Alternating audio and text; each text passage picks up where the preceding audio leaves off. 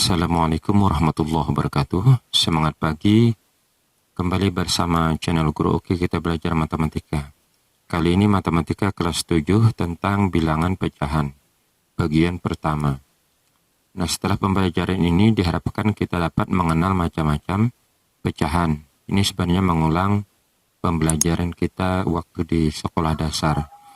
Nah, macam-macam pecahan yang akan kita pelajari di antaranya pecahan biasa, pecahan campuran, pecahan desimal, dan persen. Kita mulai dari pecahan biasa. Jadi pecahan biasa itu adalah pecahan yang berbentuk A per B. Dengan A dan B itu adalah bilangan bulat, dan B tidak boleh 0. A dinamakan pembilang, jadi yang di atas itu dinamakan pembilang, dan B atau bagian bawahnya dinamakan penyebut. Nah, penyebutnya tidak boleh 0. Nah, ini contoh pecahan biasa. Cara membacanya, saya berikan satu contoh saja. Ini 3 per 4. Ya. Seperti ini dibaca 3 per 4. Nah, berarti ini 1 per 2. 3 per 4. 2 per 5. Negatif 3 per 7. 7 per 3. 9 per 2, negatif 6 per 5. Nah, cara penulisan untuk negatif boleh di depan, ya, boleh di atas. Boleh juga sebenarnya di bawah, tapi secara umum itu ditulis di depannya. Nah, di antara contoh yang ada ini, ada yang dinamakan bilangan pecahan murni. Semuanya ini bilangan pecahan biasa, ya. Tapi di antara mereka ini ada disebut pecahan murni. Ciri pecahan murni yaitu penyebutnya lebih dari pembilangnya. Kalau kita lihat di sini, ini berarti pecahan murni. Penyebut lebih dari pembilang. Ini pecahan murni. Ini juga pecahan murni. Yang keempat, pecahan murni. Yang kelima, bukan. Ya, ini penyebutnya lebih kecil dari pembilang. Ini bukan pecahan murni, ini juga bukan pecahan murni. Nah, yang seperti ini disebut pecahan murni, ya. Penyebutnya lebih dari pembilang. Nah, ini nanti akan berpengaruh ke pecahan campuran, ya. Kita lanjut ke pecahan campuran. Nah, pecahan campuran itu pecahan yang bentuknya itu C A per B. C adalah bilangan bulat dan A per B ini pecahan murni. Nah, di sini tidak boleh sekedar pecahan biasa saja. Dia A per B-nya ini, pecahannya di sini, merupakan pecahan murni.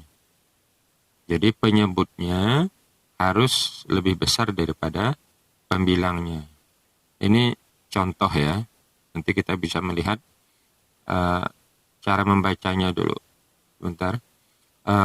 Ini dibaca negatif 3, 1 per 2. 5, 1 per 4. Jadi ada jeda, ya. 7, 3 per 5. 4, 5 per 2. Negatif 14, 7 per 3. Nah, dari ini kita melihat di sini, ya, 5 per 2 dengan 7 per 3 ini bukan pecahan murni. Maka yang seperti ini bukan pecahan campuran. Jadi pecahan campuran itu seperti contoh yang ada ini, ya. Bagian pecahannya merupakan pecahan murni, penyebut lebih dari pembilangnya. Nah, ini tadi cara membacanya, ya. Negatif 3, 1 per 2. Jadi ada jeda.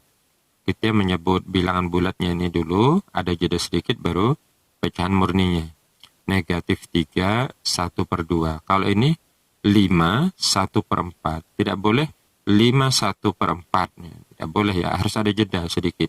5, 1 per 4.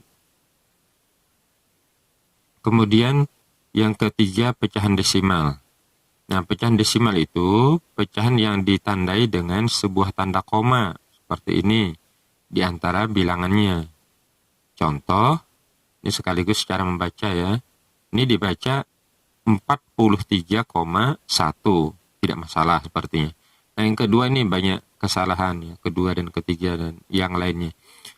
64,83. Tidak boleh 64,83. Jadi di belakang koma kita baca satuannya. Negatif 7,145. Jadi itu cara membaca. Nah, kemudian cara menulis juga. Setelah koma tidak boleh diberi spasi ya. Jadi langsung 43,1 langsung. Tidak boleh ada spasi. 64,83 dan seterusnya. Kemudian yang keempat, persen. Persen dilambangkan dengan tanda seperti ini. Ini dibaca persen. Ya. Artinya tuh nanti per 100 ya. Nah, contoh 25%, 76%, 100%. Ini cara membaca. Nah, Nana, cukup sebenarnya pembelajaran kita hari ini. Nanti pembelajaran berikutnya itu akan kita coba merubah dari pecahan satu ke pecahan lain itu bagaimana cara merubahnya. Nah, ini latihan seperti ini, manakah yang merupakan pecahan murni, mana yang bukan. Jadi cukup misalnya 2/7, oh ini pecahan murni, atau ini bukan pecahan murni. Sesuai pengetahuan kalian, silahkan ditulis masing-masing ya. Yang pecahan murni itu mana, yang bukan mana. Kemudian yang kedua, kalian hanya menulis cara membacanya saja. Ini bagaimana cara membacanya, ini bagaimana ditulis dengan lengkap seperti contoh yang ada tadi. Demikian ya pertemuan kita. Tetap jaga protokol kesehatan, utamakan keselamatan diri, keluarga, dan lingkungan.